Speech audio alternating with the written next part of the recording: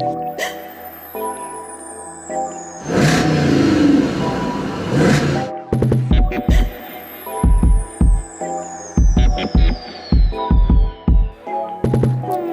you thought business talk was boring. 3 entrepreneurs. No rules. Mr.PreneurTV.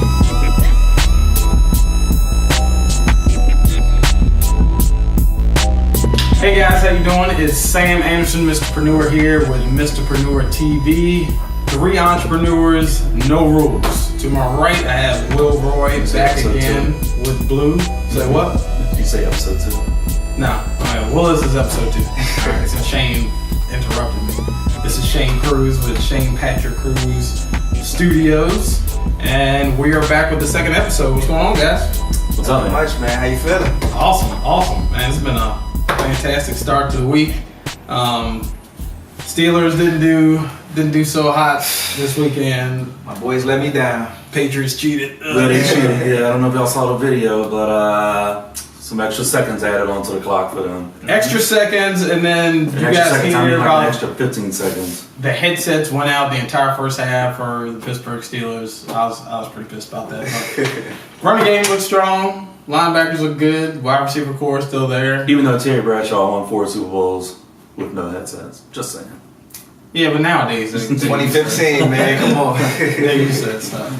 Just like people recorded stuff like what we're doing right now, they didn't have all this equipment going on. True. Anyway.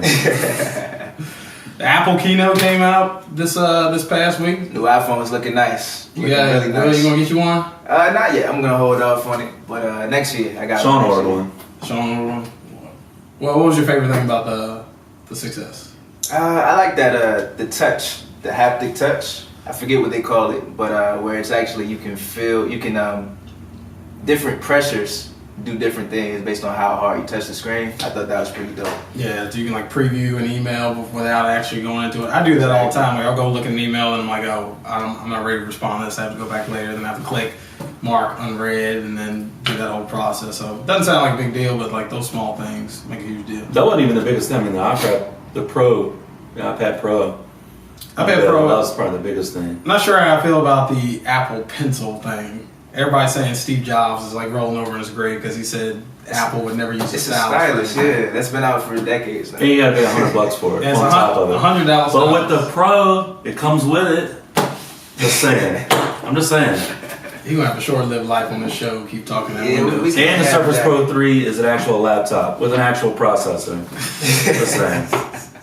And I can actually run real Photoshop and real Adobe products as opposed to just apps on an iPad. I must say that's pretty cool.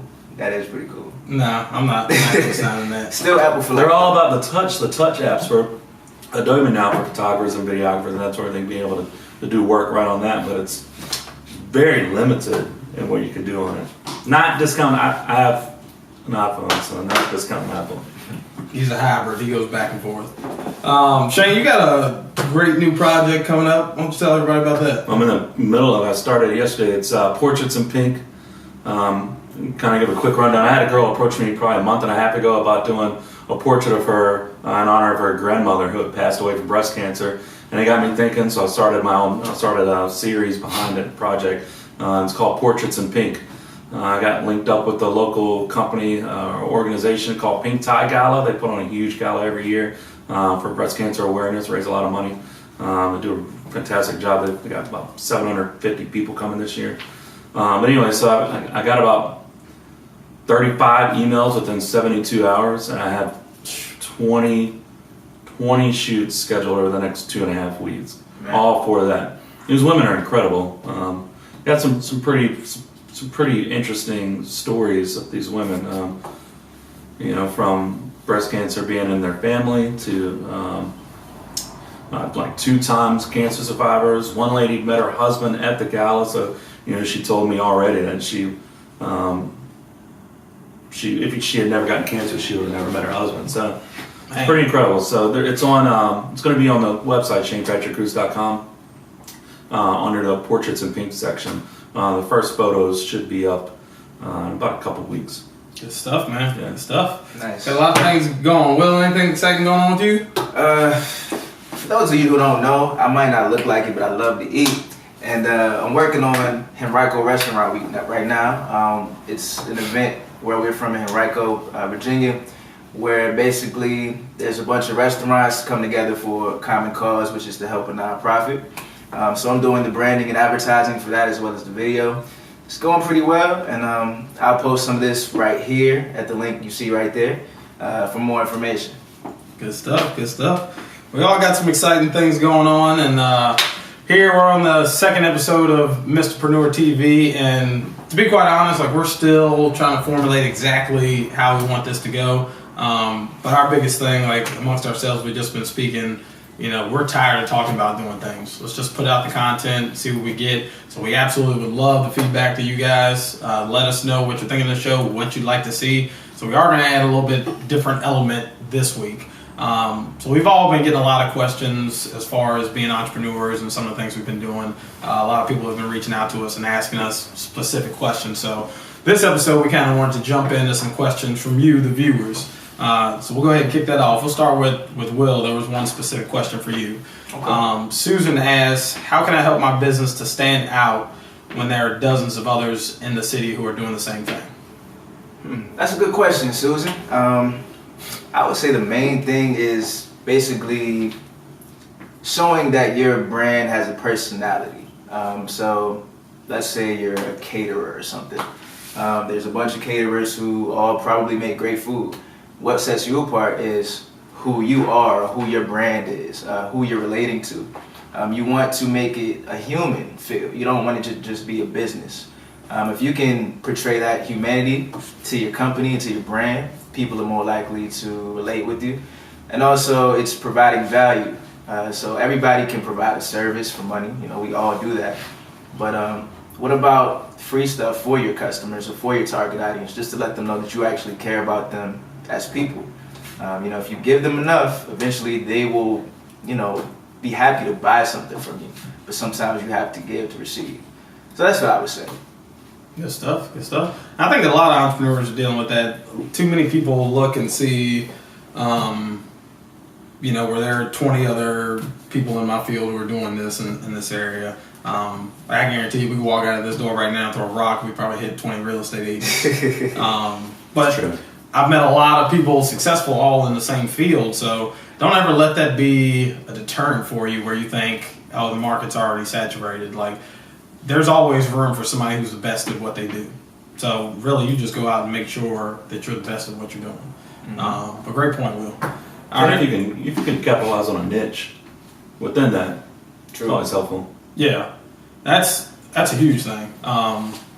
Like I know for you, there are certain photographs and projects that you won't take on because you have a specific area that you're always looking at. Yeah. Like, I mean, there are tons of photographers in the Richmond area, but the projects and things that you're working on are completely different from what any other photographer in the area is working on. Yeah. So that separates your brand immediately. Mm-hmm. All right, Shane's, the next question is for you. All right, this is from Blake.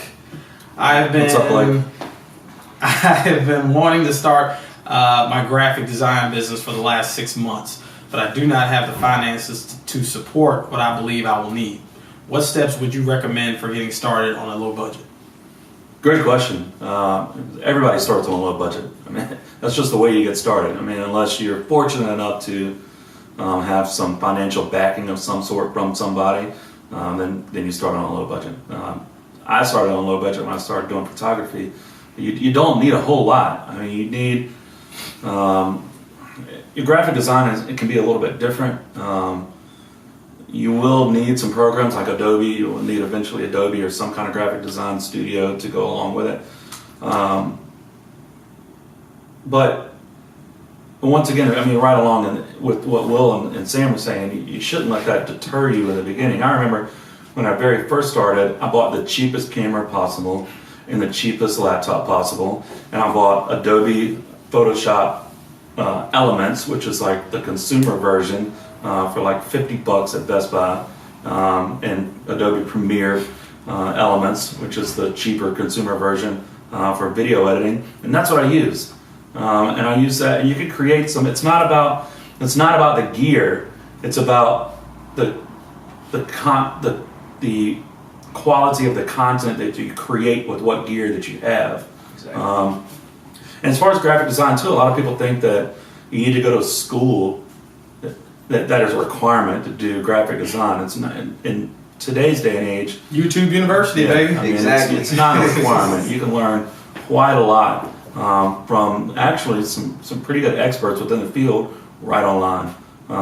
So don't let that be a deterrent. I mean, you don't need a $5,000 camera to create great images. So. And I think all of us have been students of YouTube University. Proud graduate. Valedictorian. I don't think any of us had the skill sets that we have now until we went online and just simply sought out that information. Yeah.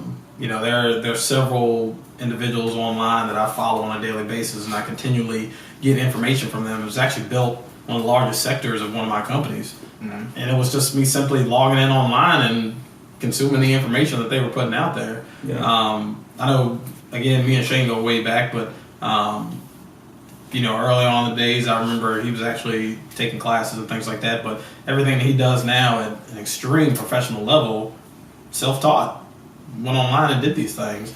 Well, not only that, too, the other thing too is, and you can keep this in mind too when you're getting started, is reach out, network. When I very first got started, I didn't have what was considered great equipment, expensive pro equipment. So I reached out to photographers who were pro photographers and did have pro equipment, and I went and assisted them. Same with graphic design. I mean, reach out to local graphic designers in your area. They might need some help, and they might need some assisting. So it gives you the opportunity to go work on the 27-inch iMac that has the pro systems on it, and be able to learn. Also, not only be able to work on the gear, the pro gear, but learn from professionals who are doing it. So that's always network too. One last thing for that as well, for graphic design, Adobe Creative Suite has a special deal for students. I believe it's only like It's $20. $20 a month, and you get all the Adobe programs, including Illustrator, Photoshop, all the photography, video design, programs. all that. So that's your best bet if you're starting out. Just log into adobe.com, do the student discount, and you'll be all set for about $20 a month. Yeah. Man, I'm about to sign up for a community college class so I can get that $20 deal. Exactly. All right, last question is from Richard. All right, and Richard asks, which platform is the best for developing the largest audience for my business? Richard, I'm assuming that you're talking about social media, since this was geared towards me. So everybody knows Facebook is the monster in social media. It's the giant. All the way from children up to grandparents now are all on social media. It really depends on the type of business that you're in that determines which platform is the best for you. For someone like these guys, they're creative types, videography and photography, Instagram is king. Instagram is actually the fastest growing social media platform in the world right now. More and more individuals in the higher age bracket are starting to log in and get on Instagram. Your mom has an Instagram account. Your mom does have an Instagram Think about account. that. That sounded wrong just the way you said that. Just saying. Your mama got an Instagram. Your mom's taking selfies on Instagram. But it's actually that age group between 35 to 45 is the fastest growing population on Instagram right now. So for certain businesses, if that's your demographic, then that's a platform you want to be on. But it's also ensuring that the information that you're putting out is native to that platform. So for Instagram, you don't want to really take a snapshot of an article and post that on Instagram. That's not something that's visually appealing. That's more towards the videos and visually appealing photography. Facebook is it's a great reach, and I think so far, since they've been one of the oldest running ones, it's a lot easier to get your name out there utilizing the other services that Facebook has to offer. But it could be like if you're in a wedding business, like Pinterest is like king for something like that. I'll tell you guys right now, I absolutely hate Twitter. I think it is the stupidest form of social media. But that doesn't mean that I devalue its prominence in the marketplace. Like right now, for instance, we're periscoping this episode. And I gotta say, Twitter's terrible. what's that? Twitter's not terrible. We love Twitter. I say that to say, like, I personally hate tweeting. Like, it just seems. I grew up more of that phase with the Facebook, and I instantly linked to Instagram. But you can reach a broad audience through the Twitter model. So it really depends on which model and business is best for you. But definitely keep in mind Instagram. Snapchat's something a lot of people aren't looking at right now as a form of promoting their businesses, but I'm telling you, it's going to be key. A lot of people, like when Snapchat first came out, everybody thinks it's just a bunch of girls that are 12 years old, like taking selfies, and all the older people thought like kids were doing inappropriate things and sending naked pictures to each other on Snapchat. But every social media platform starts with children being the one to absorb it first. Then the ages kind of grow into it, and right now that's what we're seeing with Snapchat. So make sure you keep a lookout on that. And Instagram is now getting into advertisements for their platform as well. So just like you can boost a post and advertise on Facebook, Instagram's now going that direction. So make sure that you're staying up on the news with that. And you can definitely check out my blog. I'll definitely be speaking about that as well. But I think it's a great show, guys. Yes, sir. Some good information out there today.